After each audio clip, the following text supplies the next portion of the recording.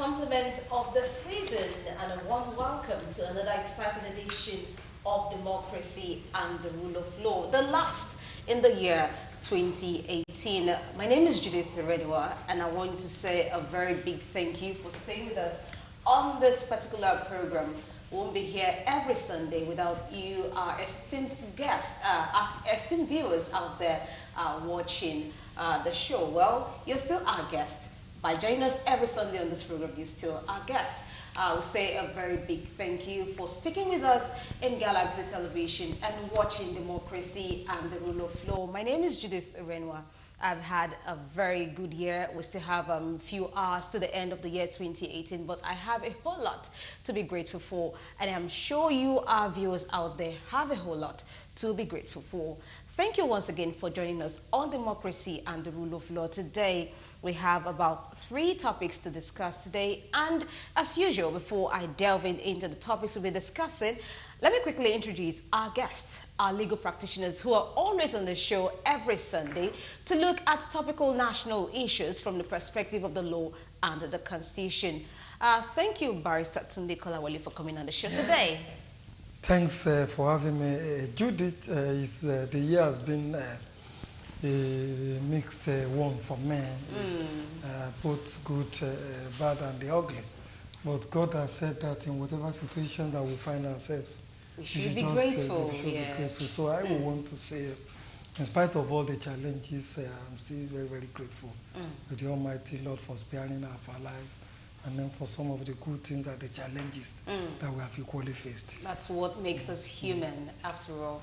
All right, it's nice to have you on the show today, Thanks. Barrister Shakiru Omolaja. Thank you for having me. It's been a while. It's been a while. Like my friend said, in all things, let us give thanks. We've had our ups and downs, but today we are still alive. Yeah. Let's get the job done. That's all. All right, Barrister Yemi Omodele is also on Democracy and the Rule of Law today. It's been a while. Thank you, madam. All I will say is glory be to God that I'm able to make it to the program today. It's destined that I should be here today, particularly the last Sunday The of last 2018. edition. Yes. All right, thank you, our esteemed guests, for coming on the show today. Today, we're taking a look at 3 topics, like I said earlier. Reactions have been going on as the Inspector General of Police, Ibrahim Idris, would clock 60 years in January 2019 and also 35 years in service in the Nigerian police force. And also we'll be taking a look at the Zamfara killings, the issues and the way forward. And finally, you know, there's been this controversy over the presidential candidate of the Social Democratic Party, SDP, and finally, the dual candidate of the party, that is Professor Jerry Gana, did kickstart his presidential campaign yesterday, despite the absence of its national chairman, Chief Olufalaye. These are the topics we'll be taking a look at today on Democracy and Rule of Law. But first and first, reactions over the IGP's retirement age. Well, I'll start with this. According to Wikipedia, Ibrahim Idris Potun he was appointed to the position of the Inspector General of Police, IGP, by President Muhammadu Buhari on the 21st of March 2016, replacing Solomon Arase, who retired from the police force on the 21st of June 2016. Idris hails from Kutugi, Lavon in Niger State. He was born on the 15th of January 1956 and enlisted into the Nigerian police force in 1984 after graduating from the Ahmadu Bello University Zaria with a bachelor's degree in agriculture. He also holds a degree in law from the University of Maiduguri. However, according to a group, they explained that by going by the staff list of the senior police officers, IGP to CSP, the outgoing IGP joined the police force on the 31st of December 1984 and was born on the 3rd of January 1959. The group added that by January 3rd, 2019, he would have attained both 60 years of civil service retirement age limit and 35 years of civil service maximum years of service.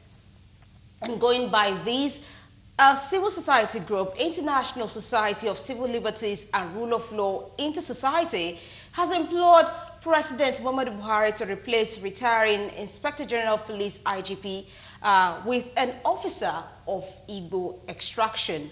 The chairman of its board of trustees, Mr. Emeka, made a call in a report to the Guardian newspaper.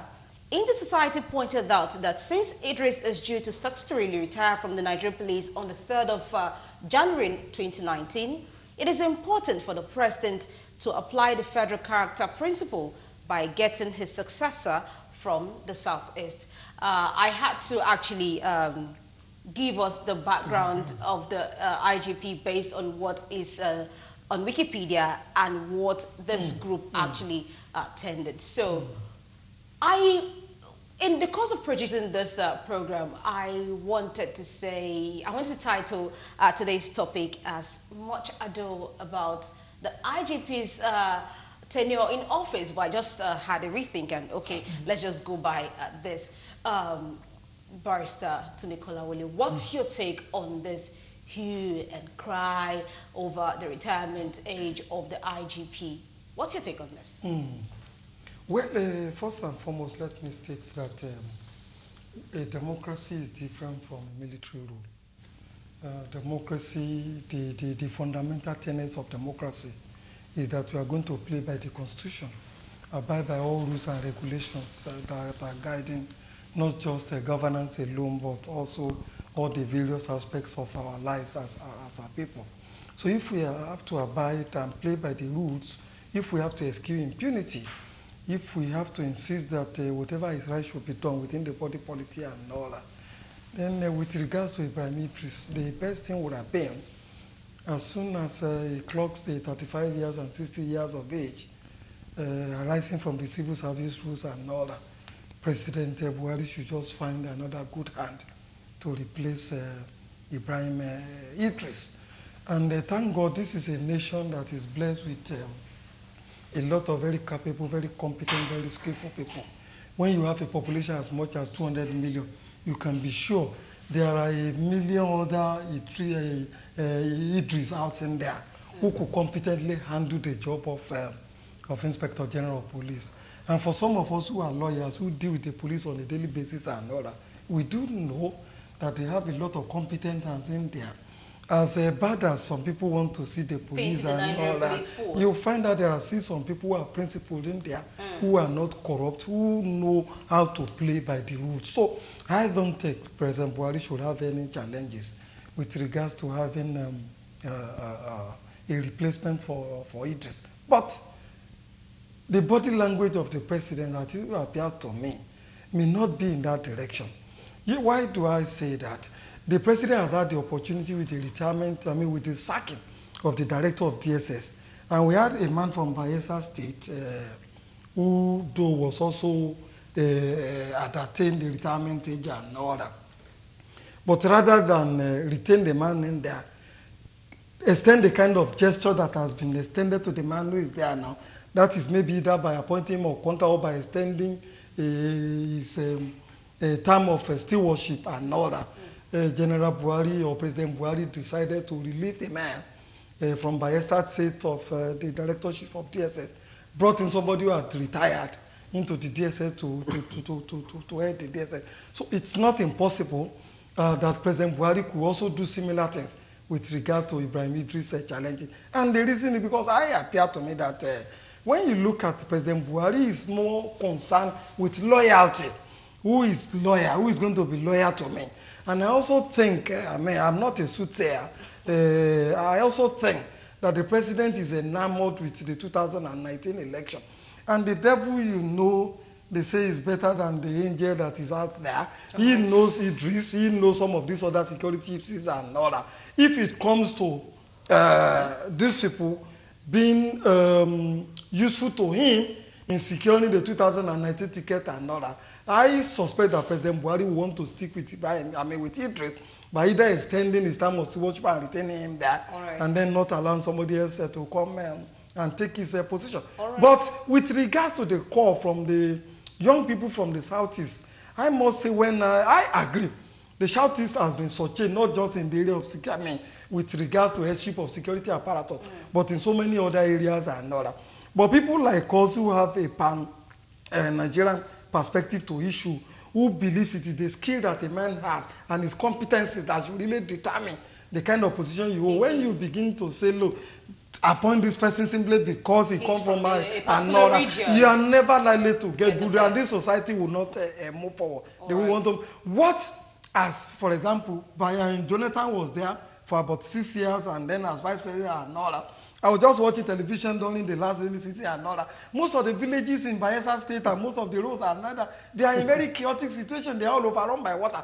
In terms of benefits and what have you, I have not seen any benefit but that Jonathan, for example, conferred on the Bayelsa citizens because he was president. Also look at Obasanjo when he was in there.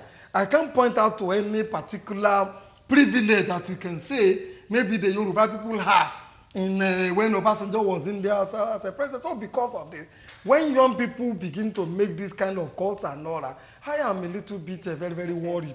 All right, in addition to the call by the civil rights group, the International Society for Civil Liberties and Rule of Law, Action People's Party, APP, has dragged President Muhammadu Buhari, the Police Service Commission, to the Federal High Court, Abuja, urging him to declare that any person or an officer of the Nigerian Police Force who has attained the retirement age of 60 years or 35 years of service cannot be deemed to be a serving member of the Nigerian Police Force for the purposes of being appointed or reappointed by the President as an Inspector General of Police. All right, Barrister Shakir Umalaja. Well, like my friend just submitted, I am not comfortable with any group from any part of this country giving a national discourse ethnic coloration.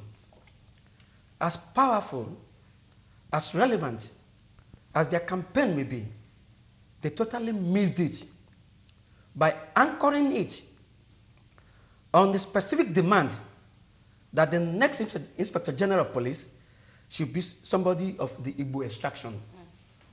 What is constitutional in that? They said to give the country a federal character or to reflect the federal character policy in the Constitution. What are they trying to balance? Is it that the Chief of Defense Staff is a northerner, the Chief of this is a northerner, whatever? What should be of paramount interest to Nigerians is who will get the job done. And like my friend here again said, what is wrong with a president running with a tested and trusted hand? Now, without prejudice to whether Patu Idris' tenure could be elongated legally, constitutionally, or could not be elongated. And unfortunately, people oftentimes think they are smart, but they end up shooting themselves in the foot. If I were Mr. President, for the mere fact that this group calling themselves APP have not rushed to court, I would say all things concerning the replacement of the Inspector General or not should be put on hold until the matter in court is resolved one way or the other. So let him still retain it. You see, people, when you think you are wise, oftentimes you play to the hands of the enemy. Why don't you await January 3rd or January 13th and let us see what happens? Why are you crying, mourning the death of somebody who has not been pronounced dead? So for me, let me repeat it emphatically, I am not comfortable with any part of this country demanding any right or privilege based on ethnic coloration. And this pushes me to ask this group, who is their paymaster? Do they have somebody in the Nigerian police hierarchy that they are eyeing that could do the job? Are they suggesting that there's no Yoruba man in the hierarchy of the Deputy Inspectors General of Police? Exactly. How does succession work in a situation like this? In a situation like this, yeah, I get. There are people that are statutorily, naturally lined up. Remember Patu Idris, who possibly, my learned friend, alluded to the fact that maybe he was settled for his loyalty. And I'll try and explain that to Nigerians. When the 2015 elections occurred, Patu Idris was the Commissioner of Police in Kano State. Kano State, yes. Kano State returned the highest number of votes that typically put an end to whatever schemings the Jonathan camp had. When they came with all their figures, Kano was waiting. When Kano came, it was silence everywhere. Over 2 million votes. So people are saying, if it was the commissioner of police that saw that loyal delivery of service, why not? I'm not saying it is right, but tell me, would you rather appoint your enemy? Would you rather appoint, will you ask Buhari, let us be point blank here, to appoint somebody who he knows is the right-hand man of Atiku Abubakar, who he knows is perhaps the cousin that Atiku Abubakar sent to school, who on a daily basis reports back to Atiku Abubakar, both officially and unofficially? Would you ask the president to appoint such a man to, according to them, give the discourse a national character? Let us just tell ourselves the very, very cold truths. There's more to all this discussion than meets the eye. Eyes. All right. Okay, let me leave it there. Okay, we'll still be back to that discussion. All right, Barrister Omodele, let me have your take on this. Now, you see, by the constitutional provision, which empowers the president to appoint an IGP to administer the affairs of the police, which is section 215 of the Constitution. Now, that section of the law does not segregate or divide the regions of the country as to who will be the IG. Okay. That's a leading issue. Now, on the issue of whether he has attained the age of 60 or service year of 35, yeah, which terminates by January 3, 2019, according to reports. If the president extends his tenure, one way or the other, it is contrary to the provisions of the Civil Service and Public Service rules that says upon 60 years of age or 35 years of service, you retire. Now, just yesterday, about 54 or thereabout police officers retired, having attained the mandatory age and year of service. Yes. Now, does that mean that those ones that retired are not competent? Does that mean that those ones that retired, their tenure could not be elongated? For one reason or the other. I think the answers to the questions is no.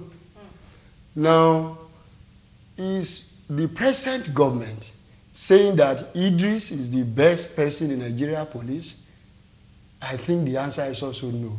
There are some young blood in the Nigeria police who are even top officials of the Nigeria police who are more competent, reliable, and useful more than Idris. If given the opportunity. If given the opportunity. But you see, the problem we have in this country is that there are some lacunas in our constitutional provision, particularly when it comes to this area of appointment of the IG and the civil service rule. Those lacunas are the ones some of our colleagues are hiding under to advise the present government that why can't you go this way, why can't you go this way? The constitution is silent about the constitution. And when the man goes that way, even though you go to court, well, to God be the glory, the necessary will be done in the court. Because the court cannot act on speculation. Court acts based on what the law says. Now, if the constitution is silent about which part of the country will produce the IG, I think the meaning is that the IG could come from any part of the country. Then, if the constitution is also silent as to whether elongation of tenure or not, I think he goes that way. But what about the statutory provisions of the civil service rule and the public service rule? Now, what about the issue of president? Does that mean that if the tenure is elongated and the man continues to be in the office, does that mean that the services to be rendered are not out of hand in the sense that he will still be collecting salary And by the rule, once you retire, you are no more entitled to any payment of salary or emolument. You are only entitled to your gratuity and some pension. Yes. So now, if the tenure is extended, it suffices to say that the man will keep on collecting the salary after he has retired. This is going to be a bad precedent to me on my mind. So in the nutshell, since some set of people approach the court, I know when the time comes, the necessary thing will be done. But the fact remains that we need to get concrete evidence before we start running up and down. Meanwhile, there is a principle that says that for every rumor, there is an iota of truth. It is a rumor, though the rumor, there is element of truth in it which has not been ascertained. This truth, if it is ascertained, I believe the president must have laid a precedent that is somehow unfair. For instance, Arase retired, having attained the maturity age and the year of service, and left. It was Arase who supervised, coordinated the election that brought in Buhari. Why did he not extend the tenure of Arase? He did not. The man retired, went to his village and continued with his life.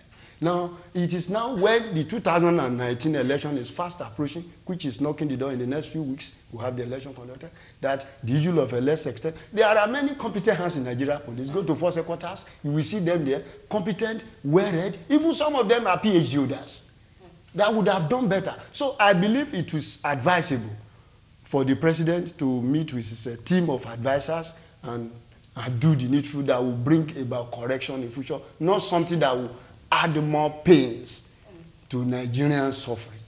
All right, and thank you very much, Barrister Modley, for that submission.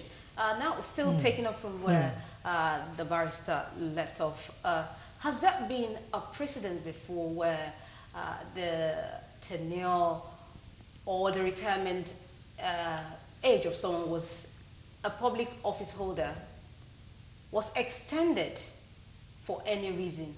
And if at all, are there processes for which you can extend the retirement age or term of service? You get my question? Yeah, I do. Within the Nigerian police, I can't remember any specific instance in which the tenure of, specific name in which the tenure of Inspector General of Police was extended. Okay. But I'm aware of the civil service rules and some of these other things that the president, the governor, and some of these other people have two ways by which they can keep somebody who's due for retirement in office. Okay. It's either you will reappoint him on contract for a certain number of years and then you continue to stay in there and all that. Or you even extend you waive his retirement age and time and all that and say, look, you're extending his stay in office for one reason or the other. So, and that prerogative cannot be taken away from Mr. President. Okay. He has the prerogative. He has it. Whether it is the right thing to do or the wrong thing, especially given the circumstances in which we have found ourselves, is a different thing entirely. But if you go by Barrister Modele Sharafa's submissions and all that, one will want to say... It's not Modele Sharafa. Yemi Omodele. Mr. Yemi Omodele. One will want to say there is no justification whatsoever to extend Idris' tenure in office. Like he said, there are so many competent hands in there. And personally, I am not impressed by the performance of the present IG in whatever form. I have seen severally the police campaigning.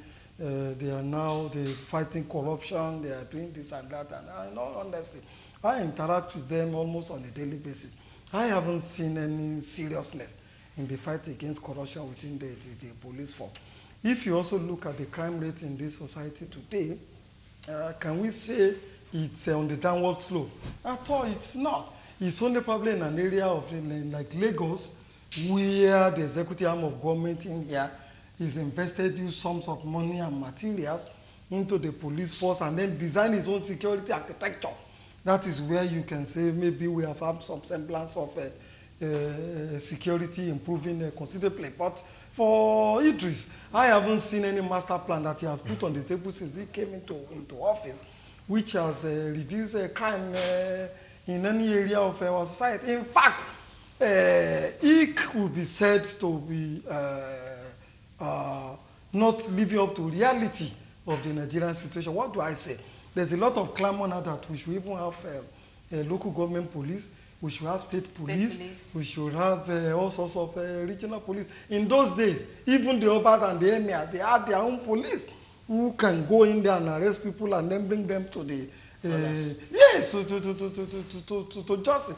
But since Idris came in there, I have seen a lot of efforts being made to really even concentrate more efforts in the Inspector General of Police. I give you two instances. Not too long ago, people said, look, scrap SAR. And if you are not going to scrap SAR, reform it in such a manner that it will be amenable to the challenges of the society. But what did we see? Idris said he reformed SARS and then now created the federal SARS and abolished them at the state level. The implication of that is that the man is concentrating more efforts in his hand, whereas people are saying for you to have effective policing in this country, there is the need to decentralize the activities of the Nigerian police force. The other area is that we have a man like who used to head the SARS in Lagos here, and he was doing a very, very beautiful job, Abakiyari, and all that. What did we see? The Inspector General of Police removed him, took him to Abuja and said he's created a special Inspector General of Police response team in which when they were going to arrest Evan, for example, Abakiyari had to fly all the way from Lagos. When there's a commissioner of police, there is a zone 2, the deputy general of police and all that here, that you could send signal that there's a criminal or a suspect that we are looking for is in so location and all that. And those also will move in there. And then the effect arrest. But because the IG want to take credit for some of these things and all that, he created a special unit under his ambit in there, and then trying to supervise or police the whole country all the way from Abuja. It doesn't work that way. The other one is the IG appears to me to be very, very allergic to criticism. And I'm saying if you are occupying a public office, such as that of the Inspector General of Police, you must develop thick skin to some of the criticism that you get out there. When people criticize you, it's necessarily because they hate you as a person. It is because they want to see improvement in the services and then responsibilities that you owe them as a person. But what are we seeing? Look at the way Dina Melaye's case is being handled. I was watching TV yesterday. There's a siege on Dina Melaye's house and all that. They are cutting electricity supply to that, which is unlawful. Dina Melaye is not the only person occupying that. I've never seen anywhere in the world in which the police, and you know, the electricity supply to Dina Melaye is supplied by a private company. It is not the police who render such service and all that. They cut off the electricity, suffocating all the other people probably. So you're saying these and many other errors on the part of the IG does not recommend that the IG should be retained on that program. We should look for a more younger, more agile person and somebody who is not likely to be used by any political party, either towards 2019 election or even to really destabilize political opponents. Thank you very much. Let me just buttress that issue with you. Okay, quickly. Because now, by that section 215 of the Constitution, subsection 1, paragraph 8, and Inspector General of Police, who, subject to section 216 sub 2 of this Constitution, shall be appointed by the President on the advice of the Nigeria Police Council from among serving members of the Nigeria Police. From among serving members. So if by civil service rule, he has attained the mandatory age of retirement, he is no more a serving member of the Nigeria Police. So extending his tenure amounts to blowing hot and cold and is contradictory to the constitutional position. All right. So now, arresting Dino Melaye, you want to arrest him, you don't need to besiege his residence. He moves around the country. You don't need to do that. There are ways of arresting somebody. That the step they have adopted now, they have indirectly created a loophole to attack the government and the Nigeria police with a view to even neutralize their strategy. It's like the police is blowing hot. You want to arrest somebody, You went to stay in his premises. You turn yourself to be NEPA officials. I don't know. Where are we going when it comes to Nigeria police? They need the police. We need somebody who is more intelligent, who is more reserved, and who is more humanly concerned. So you're saying these reasons are enough to even make they are enough to even send him away. Right. There was a time they attempted to arrest him. I think they arrested him at airport. They were bringing him to Kogi State. That one resulted to a lot of drama. Exactly. Where does it end? A lot of millions of naira was wasted by the Nigeria police on that act. Okay, stationing police officers and police officers in somebody's residence for 2-3 days, it costs taxpayers' money. It is taxpayers' money that are being spent. Because Nigeria is even under police. It's under police. So people that are supposed to be along Lokoja Kaba Road during this festive period, they are the ones stationed there. Why innocent Nigerians are suffering on the road? It is unfair. All right, Barrister Omolaja, can you just, how does the laws and administration of retirement really work in Nigeria? Can you give us a picture? Well, first let me react to what some of my friends here have said. Okay, go and ahead. I think they have been very, very unfair. To the IGP? Yes, to the IGP. Okay. Talk is cheap. And really, you won't say that because in some areas you do not appreciate him, is therefore a total failure. You are not, none of us here is a policeman. We do not know what goes on in the command structure, what informs their strategies and everything. And for us to sit here and take the incumbents serving IGP to the cleaners because we can talk, I think it is very, very unfair. We might have our facts. We might be entitled to our opinions. But some things are not within our scope to discuss because we only see the surface. We do not know what things are involved. For example, what my learned friend here just said, that they were taking Dino Melaye from a point to another point in the country, and he escaped, quote and unquote now. Would he have rather that Dino Melaye was shot or permanently incapacitated? What would that have done to the image of the Nigeria police? And my learned friend there, to my left, said, Nigeria is under police, we need state policing, community policing. Is Idris Potu responsible for our not having state police? Is that not the responsibility of the National Assembly? What has been the role of our governors and the National Assembly, especially in our not having state police? Did the present government not promise us state police? Was it not one of the reasons they got our votes that would be better governed? I think really now, I am repeating myself like a bad record. We can discuss, but I'm urging all of us to please be fair-minded.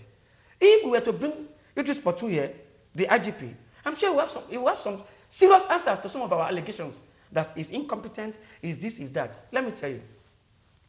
Perhaps because you are better gifted with conducting research, who is that Inspector General of this country that has not been heavily criticized?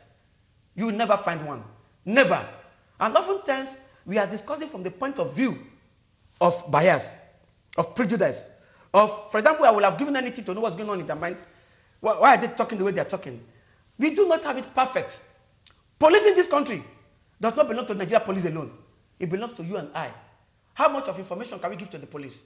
And the police you are giving information to, has it not turned out on several occasions that some of our serving policemen are actually armed robbers? How many of such stories have we had that you give an intelligence to supposedly an officer, only for you to realize that your security has been compromised? Go to my community, Kurudu. Go and see the total breakdown of law and order. Not necessarily because the police are not working, but because the leadership of the community, including me, we are heavily compromised. The most popular road in Ikorodu, by this time, go there. They have taken the road at Garage, roundabout. More than half of that road has become a marketplace. I'm talking of a third macadamized road, express road. People are openly, they have divided the road and they are selling. On a distance of about 2 kilometers, everywhere is jam-packed. Is that the fault of the police? How about the local government? The irony of it is that some chiefs and local government officers will now go to the same road where you are complaining that there's no free movement. You are ticketing these illegal sellers. You have an army of beggars. So it is so easy for us to criticize the leadership. You and I, what is our role? What is our role? So now to your question, please. Yes, how does... It's not personal. It's not The okay. issue is this. On the issue of whether state policing or local government policing or federal policing, blah, blah, blah, it is because of the centralization of the police structure by the Constitution. Now, if an IGP is appointed and is in office, if he has good intention to do that, he makes a proposal and forward it to the necessary quarter, which is the National Assembly, for the Constitution to be amended. So if the Constitution is amended to reflect him, it takes effect. You see, all these things we are saying, it is by precedent. Somebody will start it. See, we are not in position to do that. We just want to talk is here. in position. All right, Hello? I think we need I'll to give you an move- example. I'll give you an move example. that quickly. You see, it is not just talk. Lawyers deal with facts, not suppositions, because you not deal with your... The Lagos state government created new local governments. They went as far as the Supreme Court. The Supreme Court said the local governments created were legitimately created. How be it, the process remains inchoate. The final process of naming the children that have been given birth to, that cannot be aborted again, lies with the Nigerian National Assembly. Since then till now, what has National Assembly done? Is that again the fault of the police? All right. The question, you see, is not a personal thing. It's not a personal thing. It's And not nobody, if we go by Barrister Shakiri's argument, then we should not even be criticizing President Ibrahim Babangida. No! Because I don't know. Criticize objectively. When Jonathan was Balance also it there, objectively. look, you see, when people are You must be given objective. responsibilities, Yes. Don't just run people down. with those responsibilities, there must come some challenges. And But expectations. expectations are not. It is expectations that we are talking about now.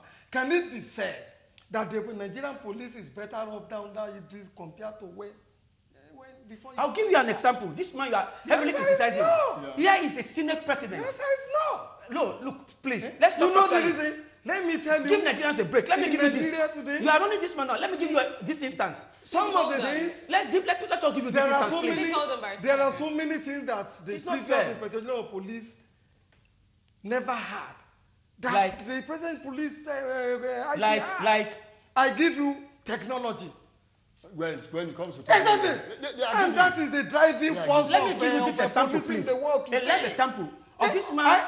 You cannot Please, walk. let me You continue this cannot now. walk to any police station today and see elementary technological thing like computer and laptop to even document people who are suspects and. Let me give you this example. If an incident Let us happens, give you this example, and please. you go to Hello? police Can you station. calm down? All right, Hello? gentlemen. Let us give this example so that we will balance the argument.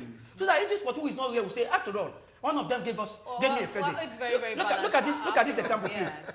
Here is a Senate president, who today is the Senate president, but who has been alleged to be involved in some men having named him in an armed robbery case. We have had an inspector of police who has taken the courage to charge some persons to court, linked to the serving Senate president. Yeah. Some other person have said politically, the man could not be touched. And conveniently, one of those persons should have been a key witness, died in custody. Who killed him? Who is to In police blame? custody. Wait. Who is This supposed exactly- who is Hello? responsible for Hello? that suspect? This Who's exactly- the police? Barrister Shakiri is shooting. Hello? himself. No. All right, please Can let's just you quickly keep take it a sane? breather. Can you I'll keep it be sane? right back. If this Portu is not a total failure, because you do not Nobody know. is saying Nobody that. No, that is the way you presented it. All right, That's the way you that presented his it. time is All right, over. thank you, He should If you are gentlemen. talking about his time, it's okay. All right, Let's all talk right. about his We're time. actually but you let talking, the we're younger actually ones talking failure. about his tenure. It's a country of 200 All right, million people. you're That still does not make watching. him a failure. We can At You should be this fair to point- him in your assessment. All right, we It's not a just have failure. to quickly The take other a must very grow. short break The to younger catch ones our must breath. grow. Just stay with us, we'll be right back. Born on 15 January 1959 and who by 15 January 2019 will turn 60 retirement age and consequently will cease to be a police officer can be reappointed as IG in violation of the constitutional provision which clearly stipulates that only serving police officers are to be appointed. Any attempt, I repeat, any attempt to proceed with the plan for this secret extension of the tenure of the IG will be unconstitutional, unlawful, and unacceptable, and will further heat up the politics. It will also further expose the president's desperation to win the elections by foul means.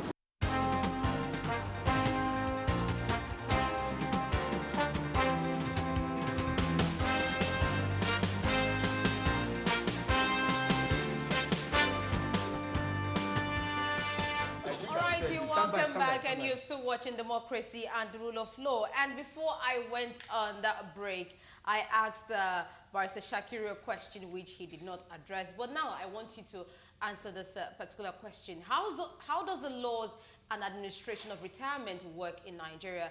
Well, what we usually know is that when someone is due to retire, he proceeds on a 1-month pre-retirement leave.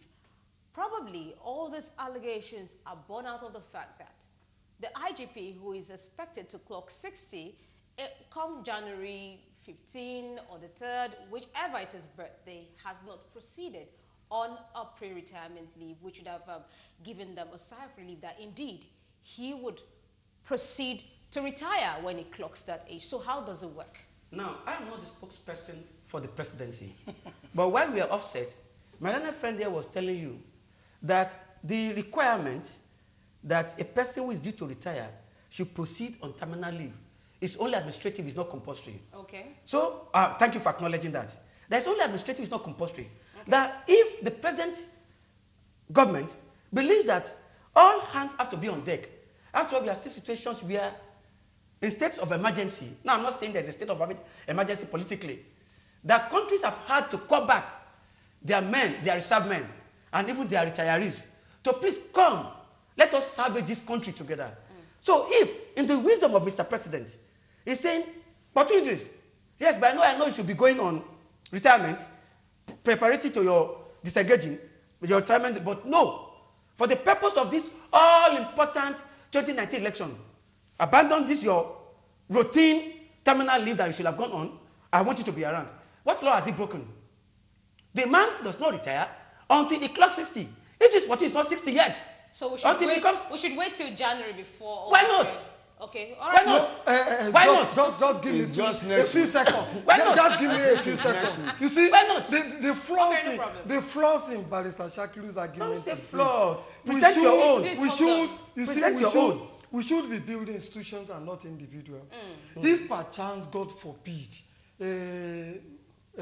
Putomidris sleeps and doesn't wake up again. That is a supposition. Yes. Deal with the reality. The reality on ground. Wake up again. Deal with the reality on ground. Are we saying that there will be no DIG or police that can step in? He's not dead now. And he's continue ill and hearty. He's alive. You see, when you build institutions, it becomes more enduring than saying and relying on just one individual. For God's sake, the reason why this country is not moving forward is because there has been too much reliance on individual rather than institutions. And it's also part of corruption. When you say you are fighting corruption and you want to play by the rule, you want to show impunity and all that, and then the law says somebody must do that. You say you are then you are guilty of somebody who is the man is still alive. The time has not come. What interest are you serving? All right. Why do you want him out? Okay, we'll wait till now then the other thing. You see, what interest are you serving? The Yoruba extraction is well rich in proverbs. In Yoruba, they said that now, if there is a serving IG now, he retires, you put in another IG. I believe that new IG will bring in new innovations for his name to be on book of record. It is but a now supposition. you are still with the old blood. Extending the old blood, that system, it cannot work if they don't have feeding agenda. Part of the fight against corruption is that you must allow institutions to function the way it should function. Look at the flaw. Look at the flaw in their argument because they are trying to flaw my argument. No problem. What is the guarantee that when you marry a second wife, she will be better than the first wife? Well. You do have some of us. What I am saying stop misleading Nigerians. You do not have a perfect man. You need to try another person. My belief is that nobody is indispensable. That is my belief. That is very correct. Nobody is indispensable. That is very correct. Yes. What we are saying is this. If when Jonathan was there, he was the president. Under president, we saw the differences. There was Boko Haram when Jonathan was there. By now, the Boko Haram under control by the president administration. If the tenure of Jonathan had been elongated then, what do you think would have happened? All right, I'll leave that question hanging, and let's move on to Zamfara killing. Up next for discussion is the worsening violence in Zamfara that has led to the death of dozens of people in the past few weeks.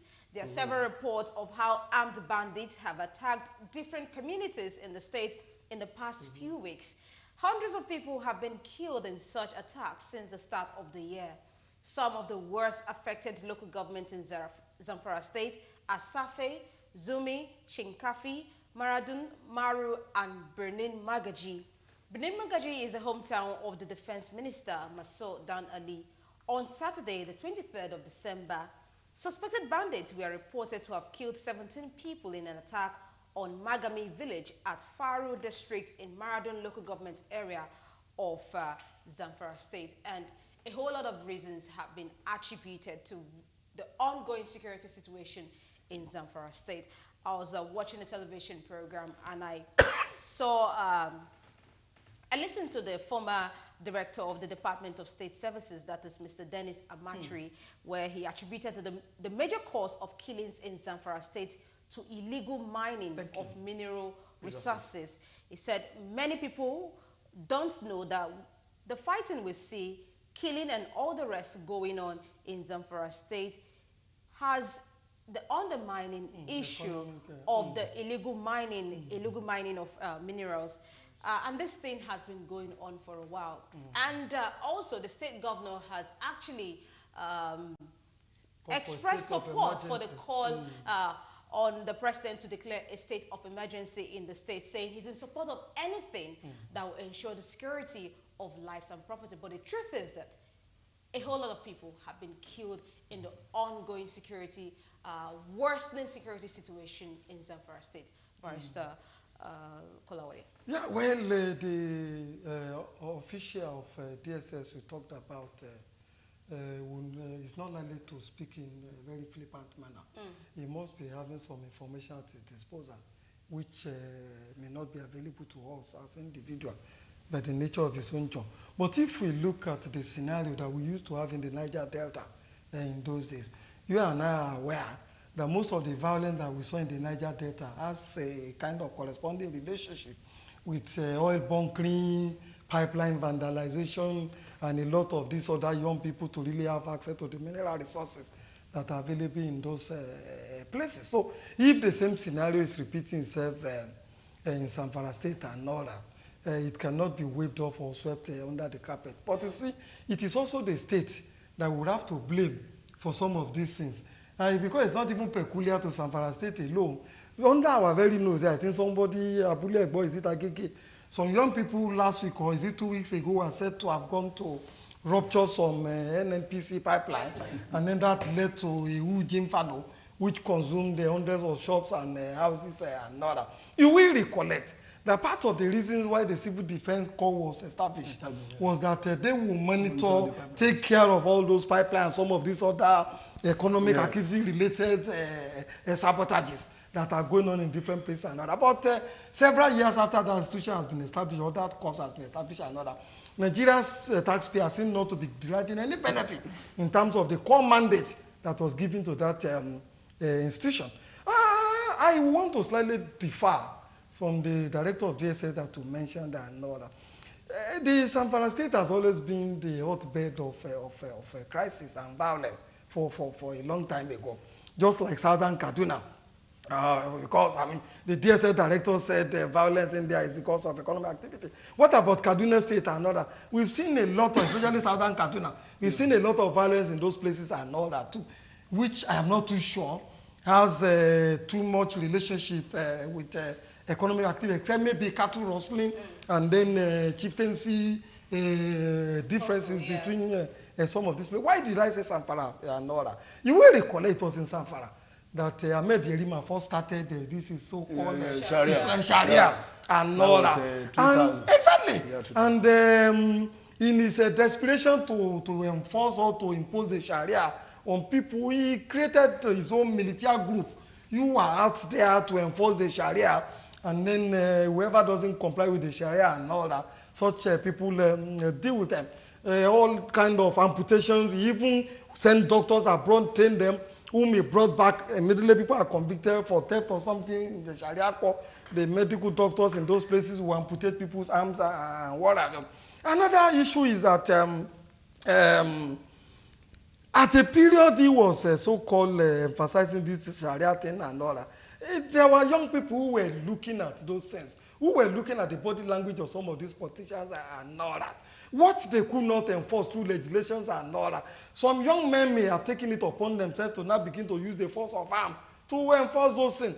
I give you one case study.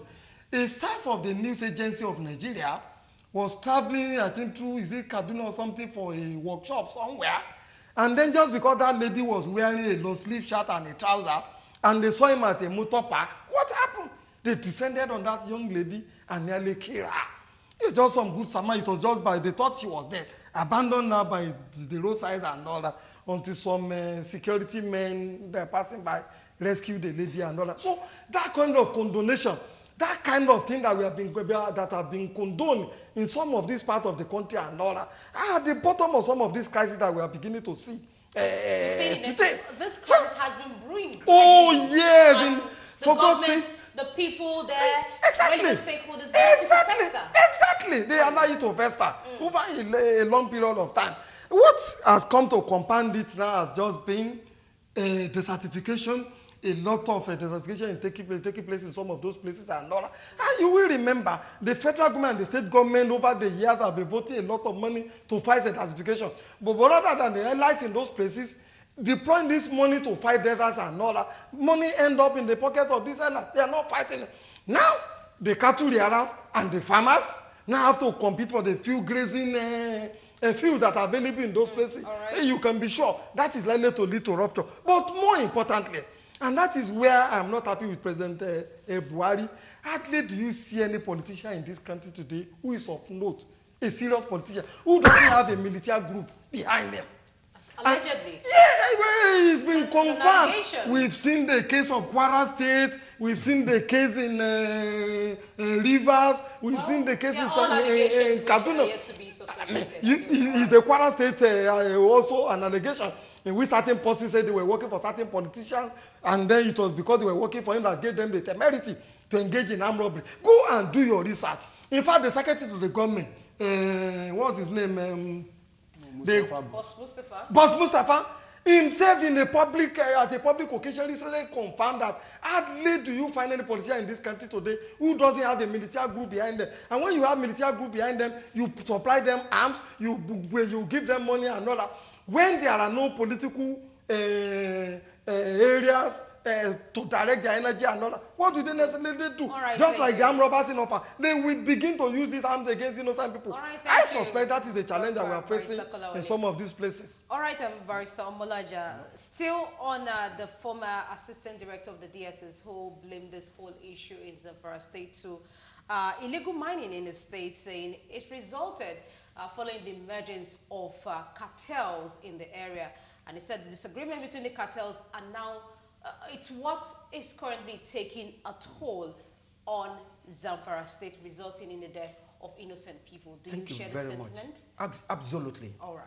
And I'll try and put it in perspective using his words, because I also read the report you are reading to Nigerians, that there are cartels, there are criminal groups, syndicates, well-organized crime, doing what? Tapping state resources for private benefits.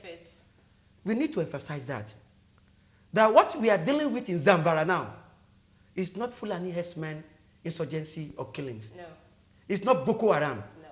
It is about the wealth of Zamfara State not having been properly tapped by the government. By the government, not just the government. The state government has no right constitutionally to tap mineral resources. It is the failure of the federal government.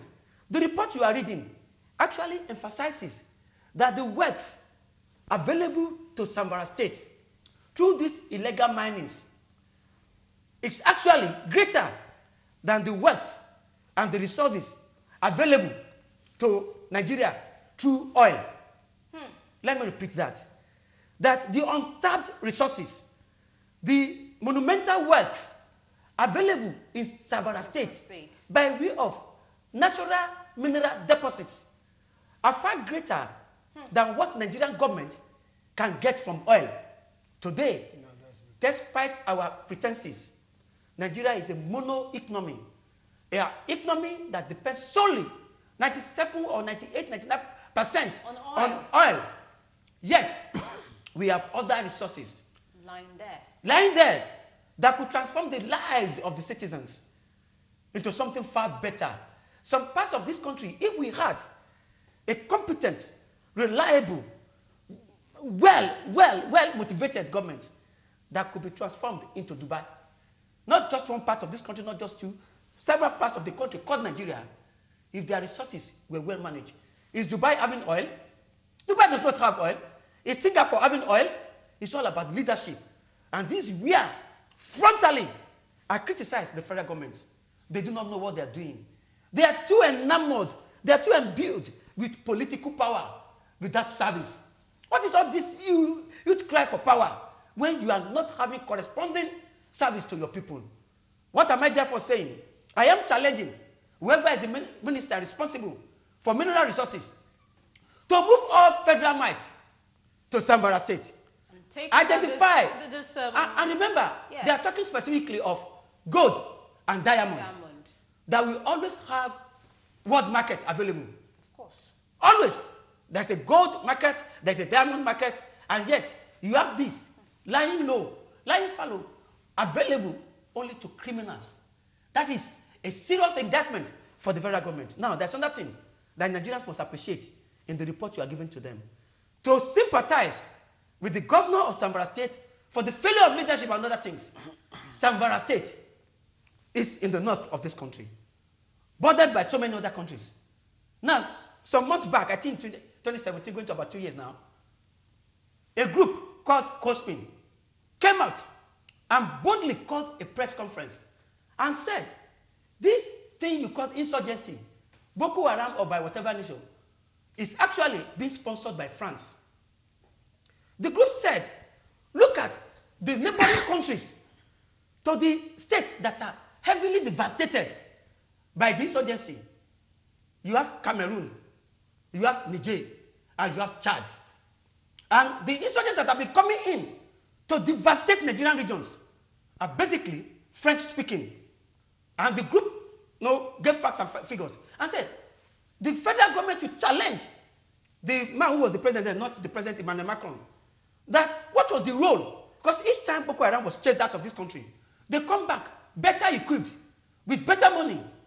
Could it not be said, with overwhelming borders we share with these Francophone countries, that they're actually responsible for the looting of our natural resources, to now use this money to come back to this country and levy an undeclared international war against this country? Let me repeat, Nigeria could be far greater than we are today. Lagos State is supposed to be having oil. Some other states are supposed to be having coal. Some are having bitumen. How are these natural resources, how have they been managed? That is the question we want to ask. All right, so the killings in Zamfara, it's not just a killing having to do with political insurgency. No. You are dealing with organized crime. Right. Now, if we had state police, if we had local government police, if we had the presence, you see, the thing called federal government has always been a curse to this country. Let me repeat. That thing, that power called federal government, is the anathema, is the problem of this nation called Nigeria. We don't need that federal might. We used to have what we call the unitary state, form of government. Let states be powerful. Then you will not find an Atiku and Abubakar trying to kill each other, and an Atiku and Buhari, others trying to kill each other to control federal resources. Right. When the states are powerful and they're generating funds that today are not being generated, how many of these states are viable other than Lagos? All right, thank you, Barrister Omolaje, for that beautiful one. Okay, Barrister Omodele, what's it? Yes, you see, I was opportune to read it online, the report of the, I think, retired DSS man. Yes.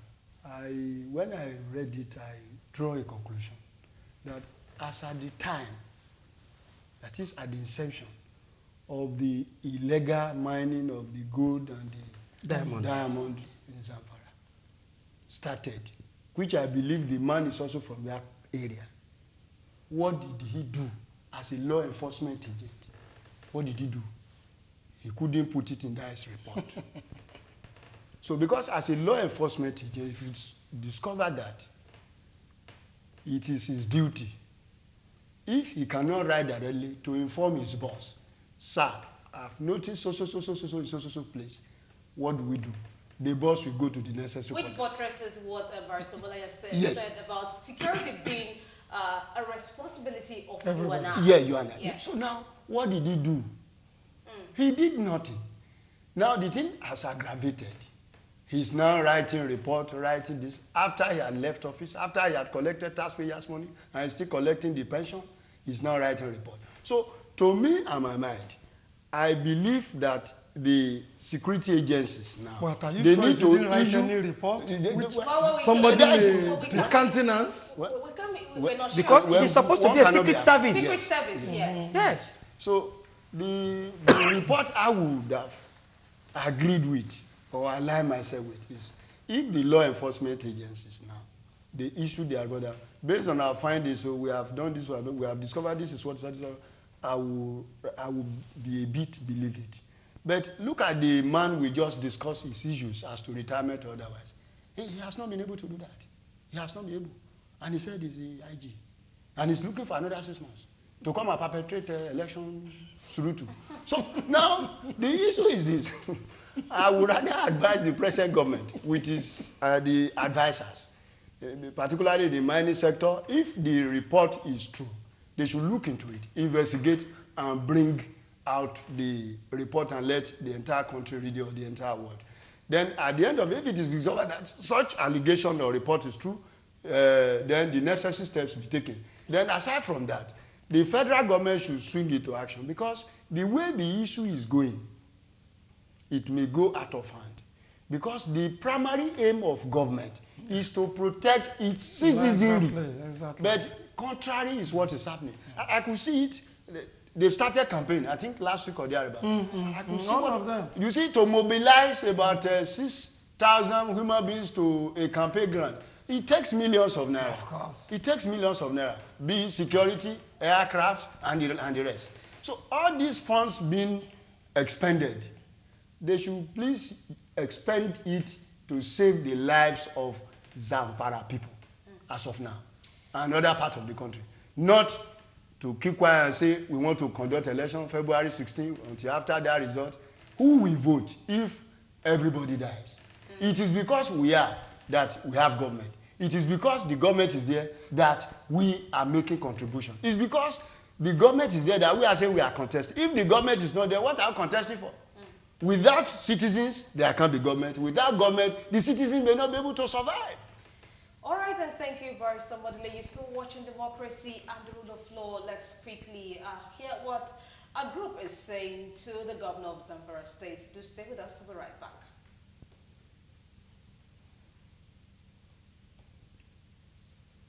Zamfara State has metamorphosed into a killing field whose unknown killers are now on rampage. We of course acknowledge that the state in the past had occasional incidents of cattle rustling and robberies like any other part of the country or even other countries of the world. But the state graduating to banditry on an industrial scale was quite a surprise. But information at our disposal has pointed out that the upsurge in killings in Zamfara have everything to do with the 2019 general elections. I urge the federal government to step into the situation before it gets out of hand. While the state governor presently enjoys immunity, his aides that do not enjoy immunity and found to be complicit in the banditry-related killings in the state must be shown the full wrath of the law. Again, we warn that we must not have another Boko Haram.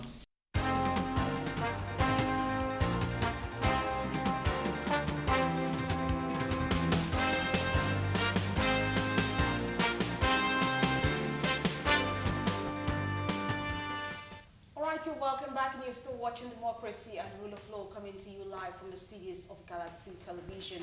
All right, that was the spokesperson of a group blaming the governor of Zamfara State, Abdulaziz Yari, for the level of killing going on in that state. However, the state governor, Yari, on Thursday expressed support for the call on the federal government to declare a state of emergency in the state. I quote what he said. He said, "I am also in support of the declaration of state of emergency if it will save the lives of people of the state." He also warned politicians against politicizing the disturbing security situation in the state. And I quote, "We are talking about the lives of our people and the needs, and this needs the coming together of all so that the crisis can end. If the provisions of my office had allowed me to carry arms against the bandits, I would have done so. But if I am not around, there are capable hands that collaborate with the security team in the fight against these bandits. The security men are doing their best, but it's sad to know that some of the people involved in the kidnappings and killings are close relatives or associates of the victims, which is part of the reasons the problem is persisting. We must all come together and expose anyone or group that is part of these hoodlums, and also pray for a last intervention." That was the governor of Zamfara State, Abdulaziz Yari. What's your take? Yeah, honestly speaking, if there is any governor that can be described as very, very incorrigible, Governor Yari would be one of them. I think he is the chairman of the Governors Forum. And more than several times you read on the pages of newspaper, instead of Yari being in the state, managing the affairs of the state, most times he's in Abuja, doing a lot of politicking. We also recall, I think Zamfara is also one of those states in which the APC, INEC said they won't have a governorship candidate at all levels, because people like Governor Yari didn't allow the APC primaries to take place in those places. So those who gave a press conference and alluded to the fact that some of the crises we have in Zamfara State could be political may not be far from the truth. And also that young man too, if you do your investigation and find out how much he has been collecting since he came into power as a security vote, you'll be astounded that he could come out and begin to say this kind of thing that he has said. I am sure he is saying this because he has only maybe for 4 or 5 months left to leave office. If his tenure were to be remaining about 4 or 5 years and all that, he would not have called for a state of emergency the way he's calling it. You see, Yari is in a way indicting himself for his own personal failure. And let's use the Lagos State as a yardstick. At a time, Ikorodu was also ungovernable because of the oil bunkering activities that was going on in those places. You also have the Badu crisis in those places. And the kidnapping of school children within the waterways. And all that. But you see, by dint of planning, strategizing, and all that, the people in Lagos State have sat down and mapped out a security architecture and also put some resources behind it. Also motivated the security people and all that. And by and large, Lagos State, I think, by international reckoning, has been described as one of the safest states and cities that you can find in the whole of Africa today. Can you see that kind of effort being made by somebody like Governor Yari? The answer is no. They virtually abandoned their people to their own fate. I think he was also the person, when there was a meningitis outbreak in that place, who said that the meningitis outbreak is a punishment from God to his own people, rather than which is just a virus attack. So these are the kind of frivolous and very, very unguarded statements that you get from that kind of a young man who ordinarily should know better than he is doing. My take is this. Yari, the DSS director in there, the police commissioner in those places, and the federal government should be held strictly liable and culpable for the crisis situation that we have found ourselves in most parts of the country today. Because, like the barrister said, the primary responsibility of government is security of lives and property. Once a government cannot secure lives and property, it has no business being there. In fact, with the crisis all over the country today, Nigeria is gradually descending towards a failed state. And by the time you descended to the level of a failed state, all this politicking that we see, all this launching of their campaign that we see, will there be opportunity to do such things? The answer is no. So these people all over the country, not just in Zamfara, also in Kaduna, also in Taraba, look at the way Chief of Air Staff killed in broad daylight. Chief of Air Staff, for God's sake, killed in broad daylight. Not an ordinary citizen. So the failure is not peculiar to Zamfara State, whether it is mineral related or diamond related. That is not the issue. The issue is that all the governments, right from the local government level to the federal level, and not doing enough to protect the lives and property of the Nigerian citizens. Thank you. Barrister Omalaja, quickly, do you agree that at this point, the federal government should move in and declare a state of emergency in Zamfara State? Move in, but don't declare any state of emergency. All right. Why? States in which state of emergency were declared, did you have any magic achieved? Did you have anything changed? Move in. Give practical leadership. Understudy the governor. Is he not responsible for some of these killings? I'm not accusing him. I'm only saying, investigate him. Those who can carry arms and keep people in such an organized manner, they are not civilians like you and I. Like they will tell us, bloody civilians. There are people who could gather intelligence. There are people who could work on tactics and maneuver. Who are their paymasters? Remember, the enemy is within. Always. There can be no external aggression if there's no internal support.